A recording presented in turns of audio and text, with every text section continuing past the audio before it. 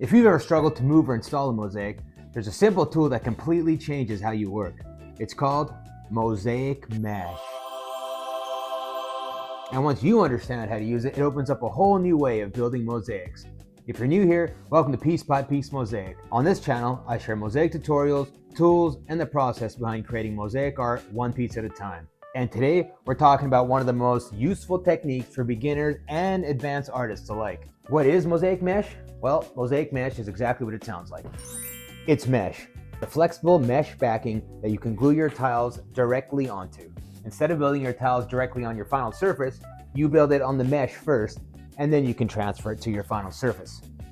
And this is where it gets interesting, because this allows you to move your mosaic anywhere you want before you install it. There are a few big advantages. First, it makes a mosaic portable. You can build your piece in your studio and install it later on somewhere else. Second, it's great for large projects. You can work in sections instead of trying to complete everything in one piece. For example, if this is the size of my project, I could cut this in half, put half aside, work on one half, and once that's done, I can bring the other half and then work on the second half as well. And third, it gives you more flexibility during the mosaic process. So, how exactly do we use this mosaic mesh? Well, first you're going to need a design. And you're going to start by placing your design underneath the mesh. This could be a drawing or a printed image, and the mesh is going to sit on top so you can follow the design. What I've done is laminated my image so that the glue that we're going to use won't stick to it. You don't have to do this. You can use clear plastic. Some people use clear tape. Pretty much anything plastic, non-porous that our glue won't be able to stick to. So in this case, if this was my design, I would place my mosaic mesh right over top, like so. Tape it into place so it doesn't move around, and then I start gluing my tiles just right over top of the design. Which brings me to the next point. Which kind of glue do we want to use? Now, there's tons of glues you can use, but as a beginner, I think the easiest and most widely used glue is Weldbond. Weldbond it's pretty cheap when you go buy it at your local hardware store, but if you try to find it online on some of those big websites, it's pretty expensive. So I would suggest just go to your local hardware store and buy Weldbond. It glues to everything, any porous material like tiles, granite, porcelain, ceramic, this mesh, but it won't stick to this plastic covering that's over top of the paper. So let's go over step by step how I'm going to go about attaching my pattern to this mosaic mesh and gluing on my tiles. First, I want to cut the mosaic mesh slightly oversized to give myself some wiggle room. So maybe an inch or two past the actual size of my design. I flip it upside down, and I'm just going to tape my design onto the back of the mosaic mesh here.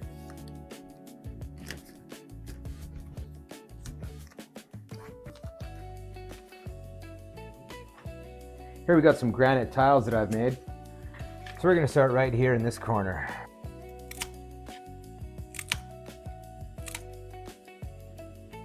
Just a little amount. You honestly don't even need that much. Just a little bit.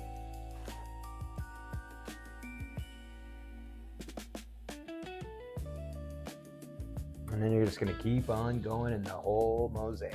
When it dries after a couple of days, then you can move it and install it. Once I finish this mosaic, I'll show you the full install video, but that's going to take me a while. Once all your tiles are placed, you're going to allow the adhesive to dry completely, and at this point your mosaic will be fully formed, but you can still move it around and it'll still be flexible. Like the example that I gave in the last video about indirect versus direct mosaics. Essentially what we're building is something like this. Here's the mesh at the back, right here. We're going to glue our tiles to the top, and when everything's done, we'll be able to move this mosaic around and place it wherever we want at a future time. In another video, I'll show you how to use adhesive or mortar, show you how to install the finished mosaic on your final surface. But first, we have to finish the mosaic. Some common beginner mistakes people usually make is using too much glue. In this case, I'm going to be using granite. You might not be able to see this, but granite has a lot of pores in it, and it's very porous. Now, we just want to put a little dab of glue on and attach it to the mosaic mesh. If we cover the entire back of our tile with glue, it won't give the thin set or the adhesive anywhere to grab on when we're installing this mosaic somewhere. So you only want to use a little bit of glue on each tile when you're gluing it to the mosaic mesh. Another common mistake is placing your tiles too tightly together. Again, we want to keep a little bit of a gap, a consistent gap in between all the tiles, so that when we are installing the mosaic, the glue and the mortar and the adhesive that's underneath can press into the gaps and really hold and bond our finished mosaic onto where it's going to be installed. And the third most common mistake is not letting the mesh fully dry before moving it. Now, this stuff dries pretty quick, but I would say you want to wait at least 24 to 48, and maybe even if you have time, 3 days. Just let it dry, let it set, and that way it'll be solid. You can swing it around like this and the tiles aren't going to go anywhere.